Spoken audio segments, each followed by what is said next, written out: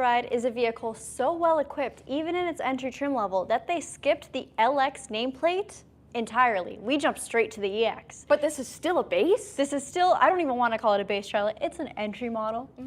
Now this vehicle is equipped with just about everything you could think of and more. Now of course there are higher trim levels of the Kia Telluride and they add on a little bit of extra spice. But you guys, I think you're going to be totally impressed with what we have to showcase in today's live stream walkthrough. Charlotte, what else are we talking about? Today we're talking about everything in regards to Telluride EX. That's right, the exterior, the interior, the powertrain, the tech, the safety, the comfort, and we're doing it all in live time. So if you guys have questions, please use the live chat. That way we can answer them for you. And if you still have questions after this is posted, leave it as a comment down below. But before you do that, make sure you like this video. Everyone stop right now. Stop. Like this video, and if you haven't, subscribe. Subscribe to the Kia Hyundai channel because we do videos every single day. All right, let's get into it. Let's go. Starting off with the exterior and the powertrain and also the price point, this vehicle is priced at $50,645 Canadian, and that again is the entry trim level of the Telluride. The EX is equipped with a lot. It is going to share, however, the same powertrain and transmission throughout the Telluride lineup. So let's start off with what makes this vehicle special. On the front end, we have a beautiful flat black grille with our Kia emblem right smack dab in the middle. It's a nice brushed aluminum, and as you'll notice, surrounding your black grille, we have a very nice flat chrome. Now, chrome accents, they are dated on a lot of vehicles. On the Telluride though, you can tell it's not that traditional extra shiny Cadillac chrome. It's muted and it is in line with our modern styling. I really like it on the Telluride, and that goes really well with our headlamps. Now on the entry trim, you can already expect a full LED system. So that's gonna be your main headlamp, high and low beam of course, your positioning lights, but also your daytime running lights and fog lights, which I realize are not on. Give me one second. Stand by, guys, but let's, in the meantime, get a closer look at this grille. It kind of has almost these chain-like accents, which I think looks really good.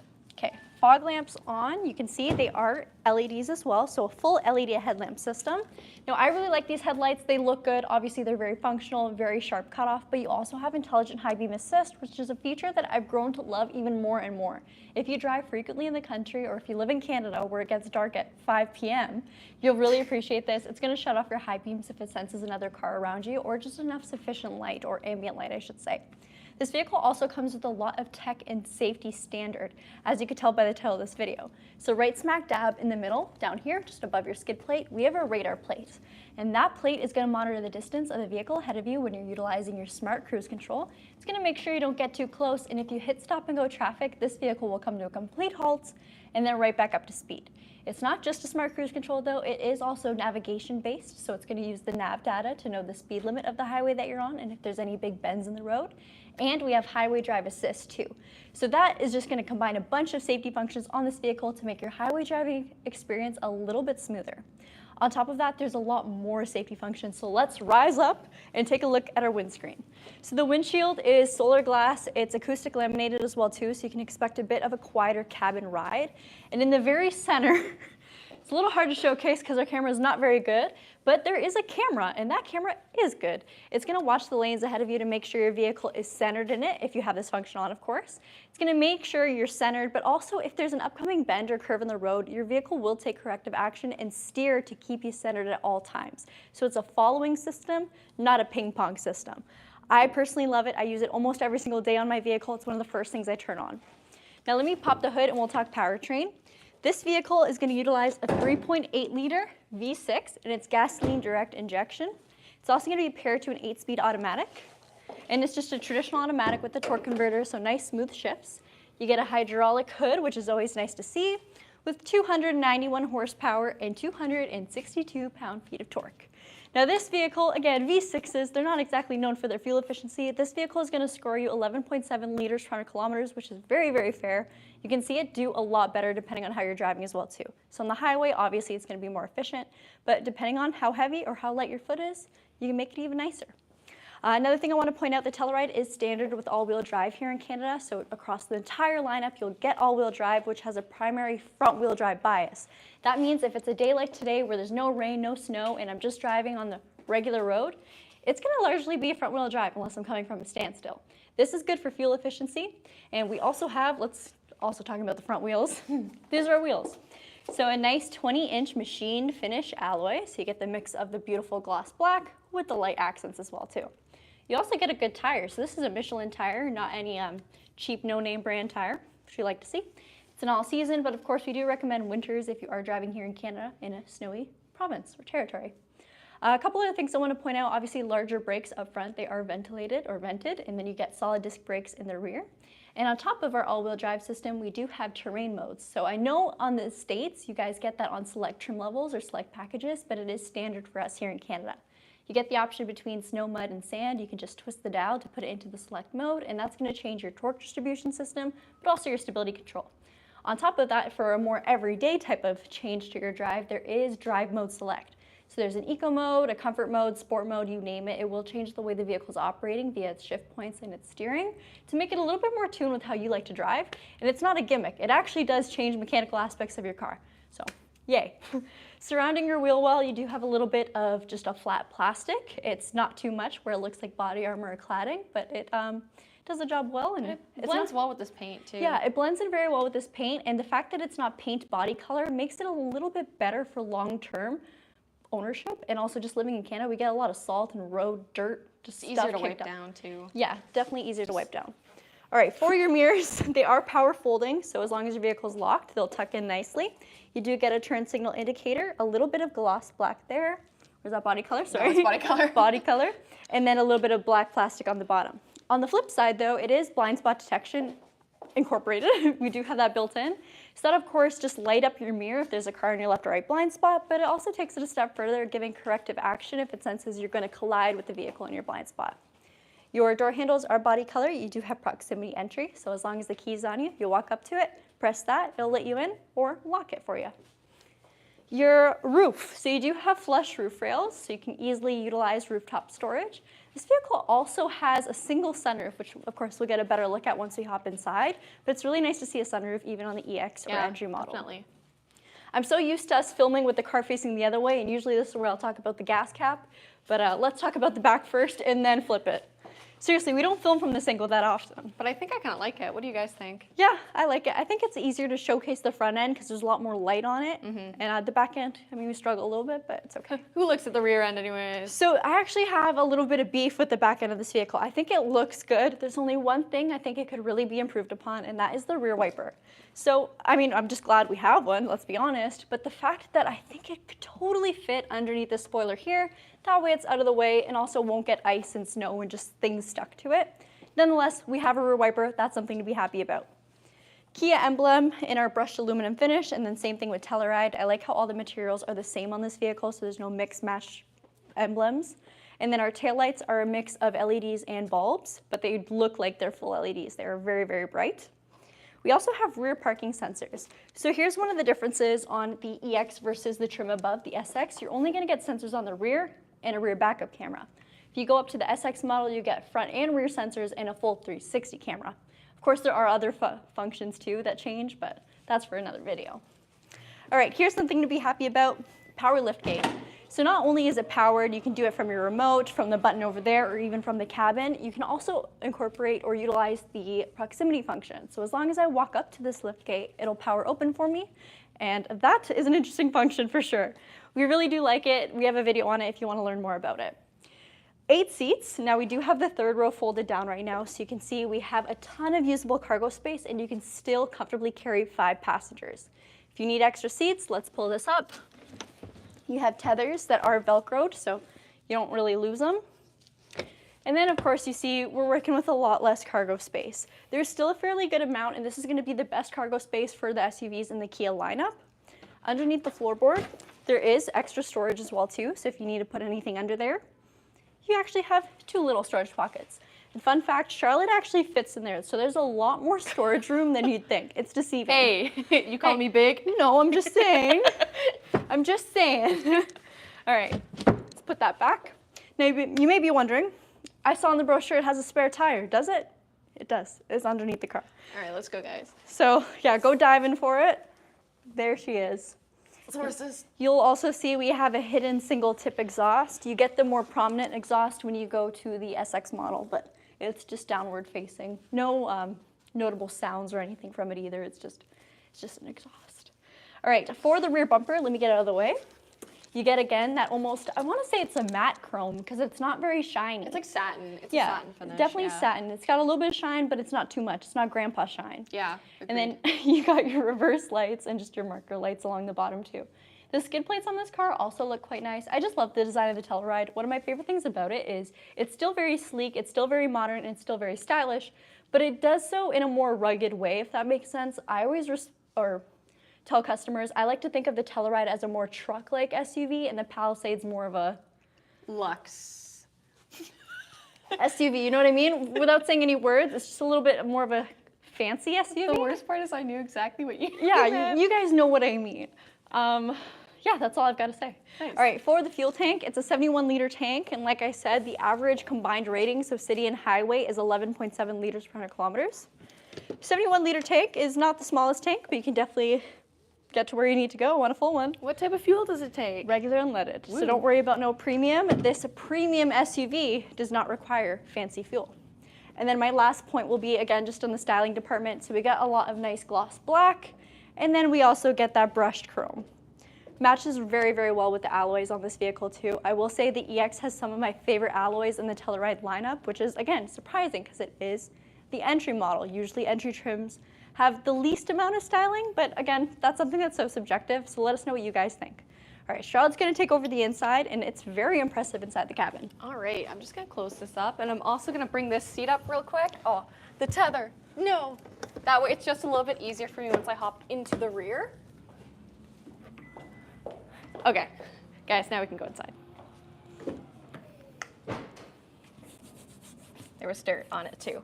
All right, so let's take a look at the Telluride. If you guys know me, I love the Telluride, and quite honestly, I really do want one as my demo.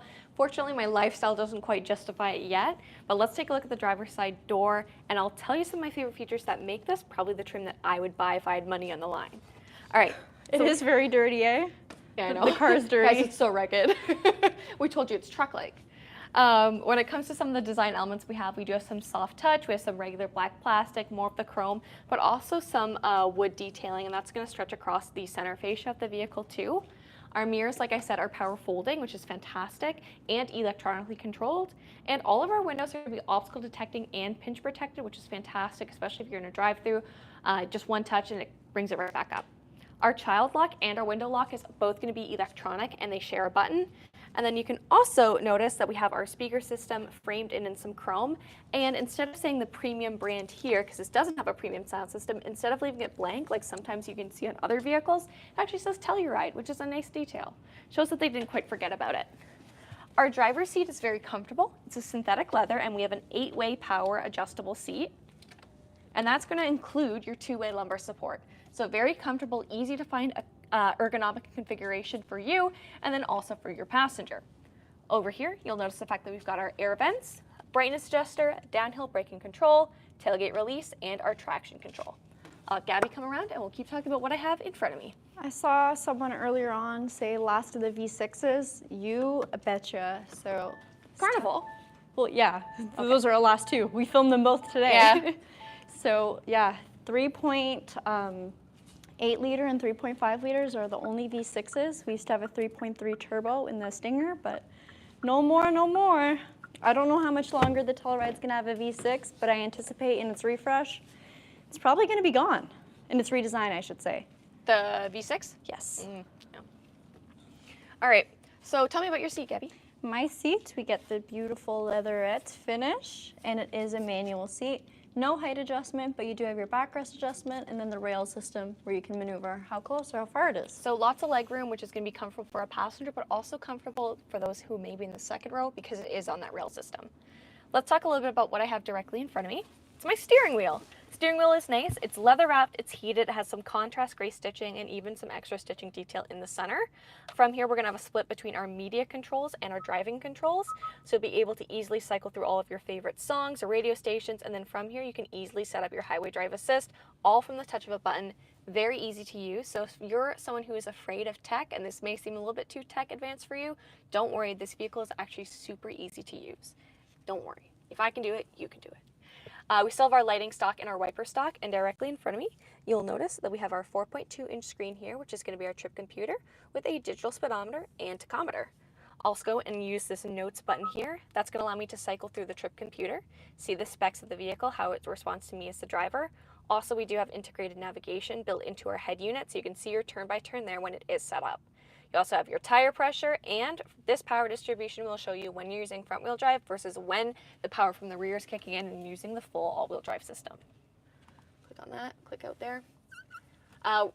Beautiful, big beautiful screen here. It's 12.3 inches, so quite large, and you'll notice it has a slight slant. Now the screen itself, stay with me here, is not curved.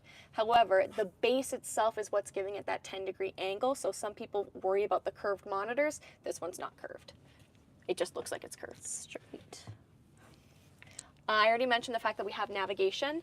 Your phone projection, and I know this is going to be a bone of contention, it is going to be wired because of the software that we're using, so you will need a cord for your Apple CarPlay or Android Auto, but hopefully that's something that won't last too much longer as the next refresh comes out. No official info on that, don't worry. You do have the button for climate here as well, and then some notable features I'll point out is rear climate, quiet mode. What? Oh, nothing. Okay. You worry me. And then if you ever want to go and adjust any of those safety features like Gabby mentioned, you can do so from right here. Very easy to use. And then here's going to be your full screen. You do have standard Kia Connect, which is Kia's in-house telematics system, so you can go and start this vehicle from your phone. I know it's going to be some stupid comment. Where's Bumpkin? Oh my goodness. Slay. Okay. I really love the interior of the Telluride because it's very traditional and it's still real buttons and real dials. It's not anything that's touchscreen or switchable. So all of these buttons, of course, are going to do as they say. And then you're going to have your multi-zone climate control. So one here, and then also for the rear. Heated steering wheel and push to start. And then down here, all of these controls are going to do exactly as they say, pretty straightforward. And you can also access the rear climate from here, and it will jump you into that screen up top. Heated seats for the two main seats, so mine and Gabby's. And then you're still going to have your wireless phone charger, 12 volt. USB for connectivity and USB-C, and if you want to tuck all that away you can. However, the downfall is this is piano black, so I prefer to keep it up that way I don't have to look at the fingerprints on said piano black. Now in the center we've got our drive and terrain modes. Gabby explained how they work and I get to show you what they do. So comfort, eco, sport, and smart are our different drive modes, and then as you click down you're able to twist between snow, mud, and sand to change up that torque distribution depending on the inclement situation. You're also going to have idle, stop, and go, your parking sensors, auto hold, and electronic parking brake. Lots to see here. You do, of course, have a rear view camera on this vehicle, which will appear on the screen as you put the vehicle into reverse. Center console is quite large, and I like that you have a secondary compartment here for some smaller things. And on the inside, you're even going to have a USB-C, which you can use for charging. But lots of space in there, which I really do like. Single pane sunroof. One touch to open, very convenient. And then up top, we're still going to have our emergency services and roadside assistance for Kia Connect. I will show the key fob. Ergonomic shape, and it is quite large, but the nice thing is proximity, so it's not something that I would worry about. But it does have integrated remote start, so very handy to use, even if you choose not to continue with your Kia Connect subscription. Yeah, I guess second row. I think I covered everything. Oh, mirror, home link, auto dimming.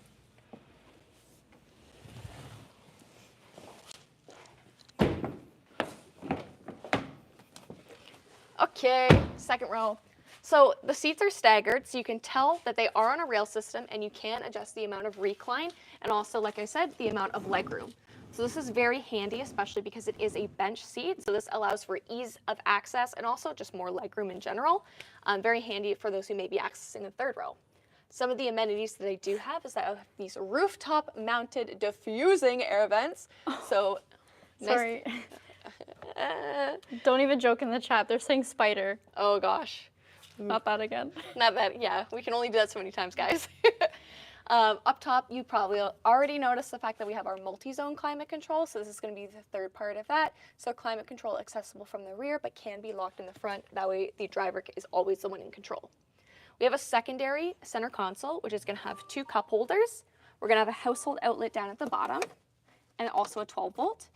And we have dual USB-Cs that are built into the back of our seats. From here, hooks, and also a pocket. If you're not using the middle seat as a seat, it folds down and you do have two cup holders here. But how easy is it to access the third row? So you got a couple options. We got this little button over here. And that will move it forwards and allow the seat to fold forward. And then Charlotte can make her way over there. Thank you. Obviously with the seat like this, you're more likely going to step into the car like this, but you could crawl through if you wanted to. Yeah, just like what I did. But yeah, the step makes it super easy. From the back of the seat, you can already tell that we have tethers for car seats. And we actually have 3. And we're gonna have 2 sets of lower latch anchors here as well for car seats. Back seat is quite, it's a bonus row, but I think it's more spacious than you kind of give it credit for. This is really reclined. It's reclined all the way. Yeah, so this is giving me the least amount of legroom. From these seats, I've also staggered them to see that there is a bit of a difference in the backrest or the angle of recline that you can give, which again, very handy. One thing I absolutely love in this vehicle is that even in the 3rd row, we have those same air vents. So still getting airflow back here, and I still have 2 USB-Cs. So very comfortable. I will say this middle seat, this is the worst seat in the This is the worst seat in the house. It's pretty small. It's definitely going to be for a child or for your smallest person, but it's going to work in a pinch. But if you are planning to use all 8 seats of this, plus the cargo, maybe check out our Carnival review. Yeah, which we did today. Which we did today, so don't worry. But overall, a good size, especially when it comes to shoulder room, leg room too. Pretty decent. Pretty good, yeah. Up top. This right here is going to be ultrasonic rear occupant alert. So in the front, it's actually going to give you little red dots to let you know which seat belts in the 2nd and 3rd row are in use or not in use. But this is going to be the ultrasonic component. So if it detects motion while the vehicle is locked, after 10 minutes, it'll actually send an alert to your phone via Kia Connect. And should nothing happen, they're gonna put on the panic alarm. Okay, that's it. I'm done. All right. I think we'll do a quick kind of walk around of the outside. Show the styling, all the doors open, hood open. This is what it looks like when everything is open on the Telluride. The front grille again, so the nice contrast of the flat black and then the satin chrome. Brushed aluminum is probably one of my favorite choices for emblems. And then fog lights again, which are off. Radar plate in the center for your collision avoidance, smart cruise control, and also your highway drive assist. And side profile. So again, the dark and light. So wheels, pillars, everything. Everything's following suit with that design. I really like it. Little back view side profile, a little bit of taillight in it. Charlotte, any comments? I'm ready, like, I'm still up fully at the around. top of the chat. And then same finish on the emblems on the rear, so nice brushed metal. Ryan answered the color question, so yeah, Panthera metal gray. It used to be called gravity gray, same thing, different name. It's a very, very nice paint color. Obviously our camera quality is not that good, but if we did had sunlight on it, or if this even focuses, you'll see there's a beautiful metallic flake to it. I think it looks very, very nice. Also, longevity. Our grays are always fantastic. People will trade in their 3, 4, 5-year-old roughly driven Kia in a dark gray or silver color, and it just hides scratches and kind of highway dust so much better. My Optima, which was very high mileage, was a titanium color. I don't even know what the factory color code was, but so much just like sand and dust just destroyed that car, but it looked good. It still looked, that was the only thing that looked good on that car still, the paint. Yeah.